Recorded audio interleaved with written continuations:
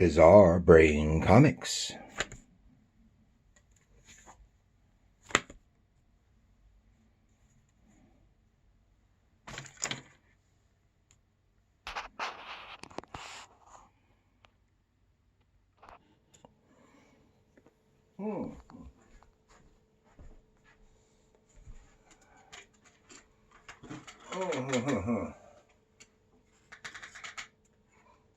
Hello. Gary here for Bizarre Brain Comics. This is where usually I like to look at some older comics, talk about the creators, the characters, and take a look at stories and art. Well, this time is a little bit different. I'm going to talk about just a specific artist.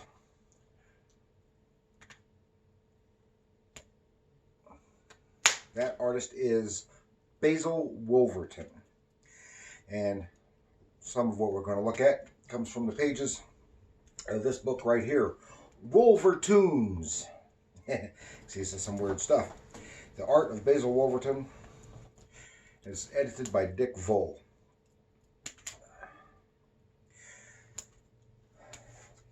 And Wolverton had some bizarre stuff, I tell you. Take a look at in the big book of knowledge and see what that has to say about him.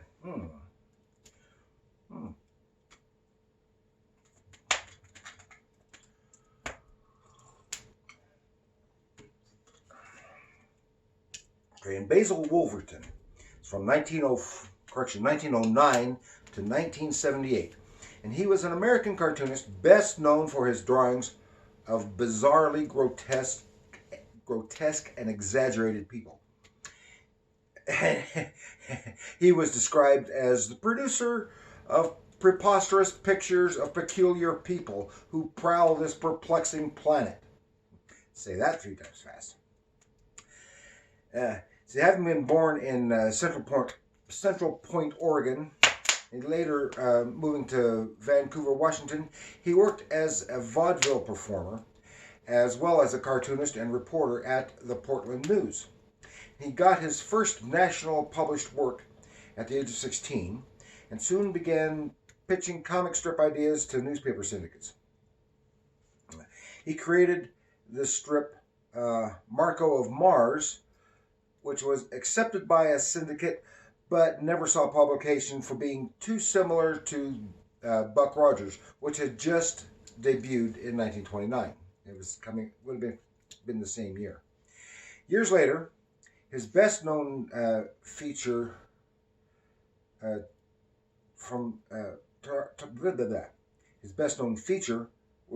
in Target Comics. It was Spacehawk and other works. And it premiered, I said that wrong. His best known feature, I can't read. His best known feature, Spacehawk and other works, premiered in Target Comics in 1940. He had previously done feature Spacehawks in Circus Comics in 1938. His Spacehawk was featured in 30 stories until 1942, and he did a variety of work, humor and adventure, for a myriad of publishers.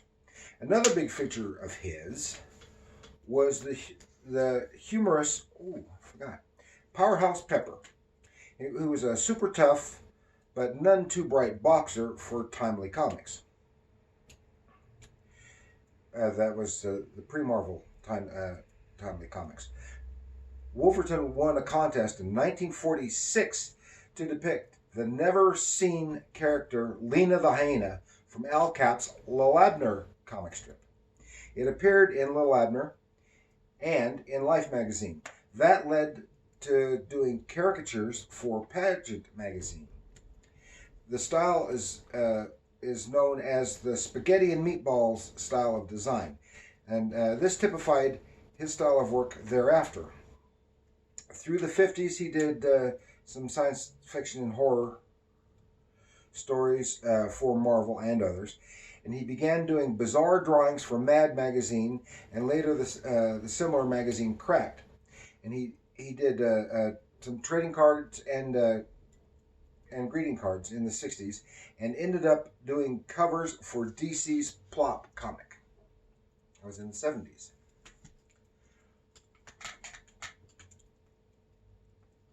And you've probably seen a lot of these before and other stuff. And when I did the Plop episode, I showed you some of his work there. Okay.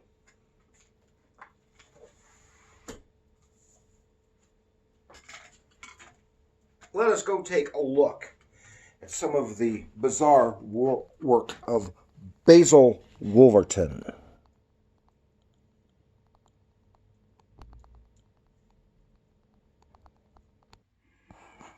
Wolvertoons. Oh, yeah. Okay. Now,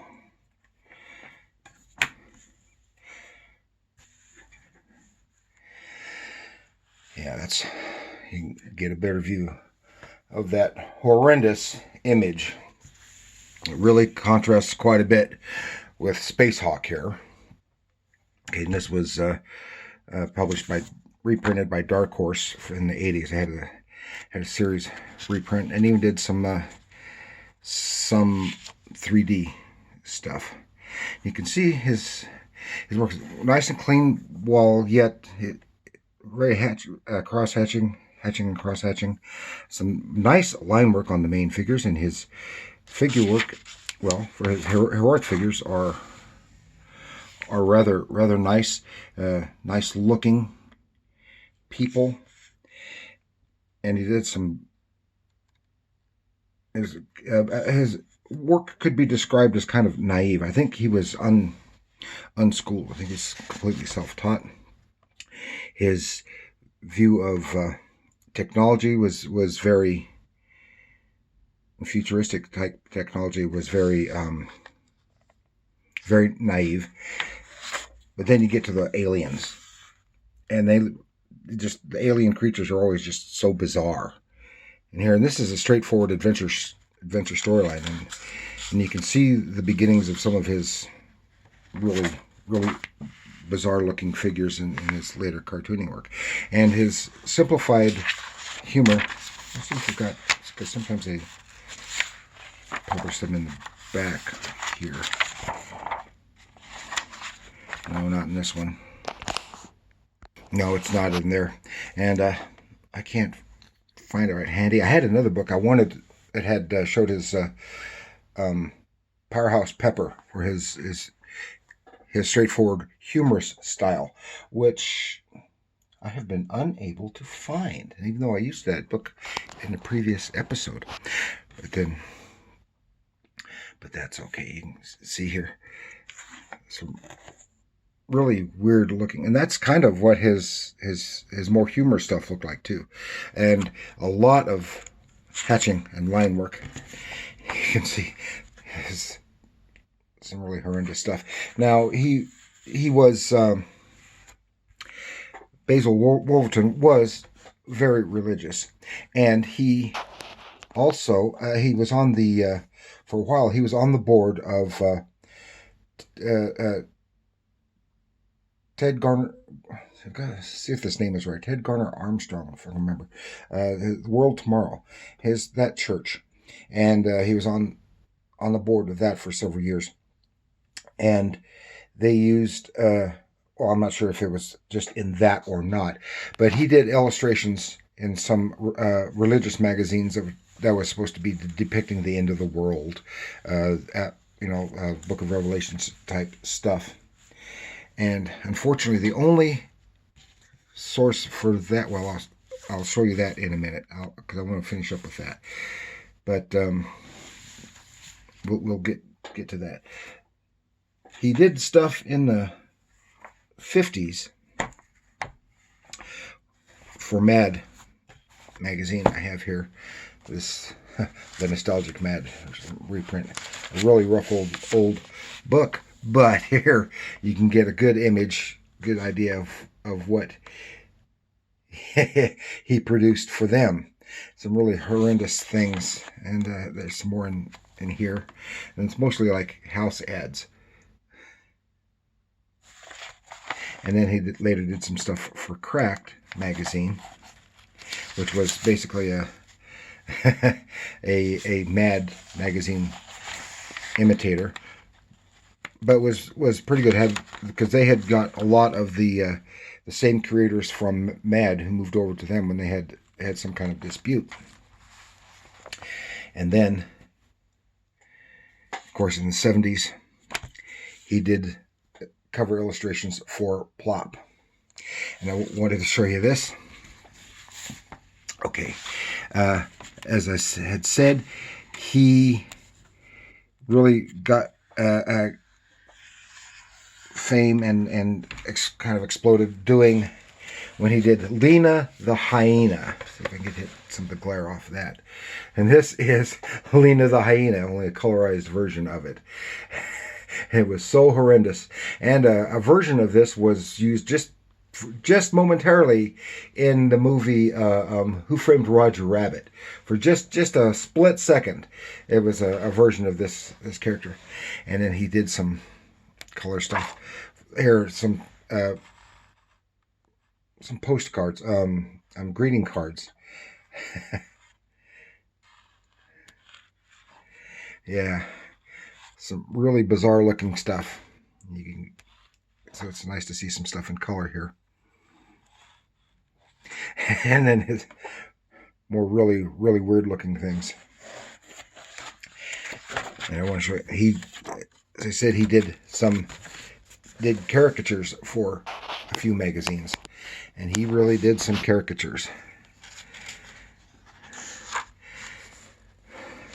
Harry Truman, Dwight Eisenhower, Alban Barkley, George C. Marshall, Ben Franklin, Dewey, Eleanor Roosevelt, Henry Wallace, Earl G. Warren, and then just some other stuff. Red Skelton, that's great. W.C. Fields, Ginger Rogers, Arthur Godfrey, Boris Karloff. That is a magnificent Boris Karloff. Bing Crosby, Joan Crawford, Laurel and Hardy. Other really weird stuff. Oh, because I really wanted to show you this, because this is the kind of stuff that he is best known for, best remembered for. Just some really weird ass stuff. And they get weirder. They just get weirder over time.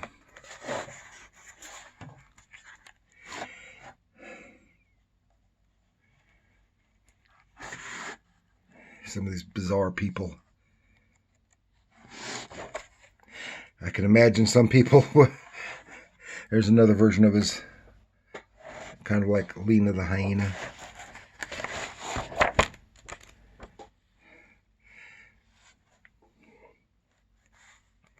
He had a bizarre sense of humor.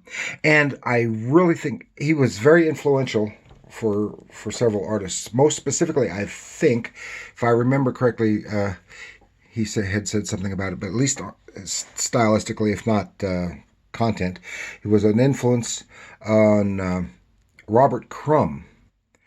Because some of Robert Crumb's underground weirder stuff really resembles some of this type of material. Crazy vehicles, ghastly garage, numbskulls, and some really, it's bizarre, but it's beautifully made, beautifully done. So well done and professionally produced. He was a big influence, and he is probably one of the major influences in cartooning in the 20th century. Now I have this 3D comic book here, the Weird Tales of Basil Wolverton, and you can see it's in 3D. But what I wanted to show you here, I want to try this because it has worked before. Let's see how well this works. Since you can't do 3D like this, but I can, since it's the 3D makes it difficult to actually see the actual image. But you see it through the lens, one of the lenses, and you can get a better view of what some of these weird end of the world type illustrations looked like.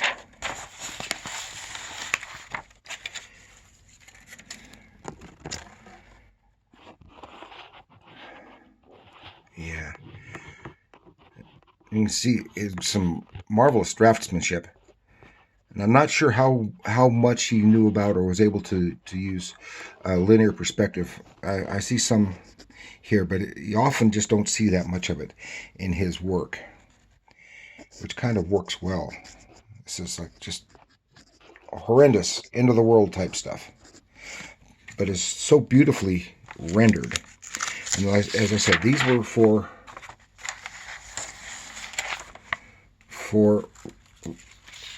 a religious magazine. Try this again here.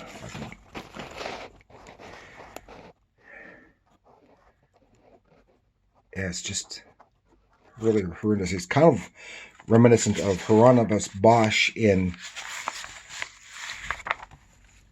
being very horrific without being stylistic or necessarily content-wise.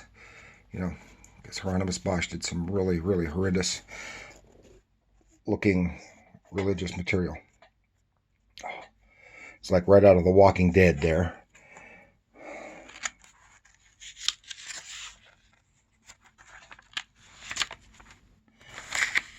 See if I can get this page turned. Oh. Talk about horrendous looking. Can you see that? Pestilence, disease. And then this is probably, I don't know what comic this was originally for. And I've got someplace to do have a non-3D version of this. But this is probably one of his most famous single science fiction stories that he believe he wrote and drew. Which is The Brain Bats of Venus, and it is truly a bizarre science fiction tale. So that should do that. You really see some really great Basil Wolverton stuff. I just love his work. Looks like the Flying Spaghetti Monster.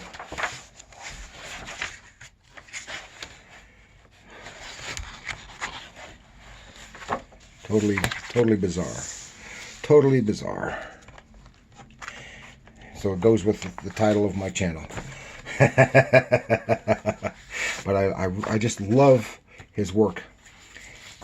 And my wife does too, because she really loved his. When she was a kid, she used to read Plop, and so she really loved that stuff. His covers on Plop. So, if you're unfamiliar with this artist, this should be a nice introduction to it. I really encourage you to seek it out if you haven't read any of his work. His science fiction stuff is very naive, both artistically and in writing, but there's some fun, impactful stories. And some totally bizarre stuff. He had some cool humor stuff too. He even had some science fiction humor, which unfortunately the books I had here did not reprint. So I hope you enjoyed that. Please like, share, subscribe. If you share with people who just like bizarre cartoons, because it'd be a nice introduction to them, for them. Like, share, subscribe. Please comment, because you don't get more bizarre than this. And remember, comics and cartoons are art.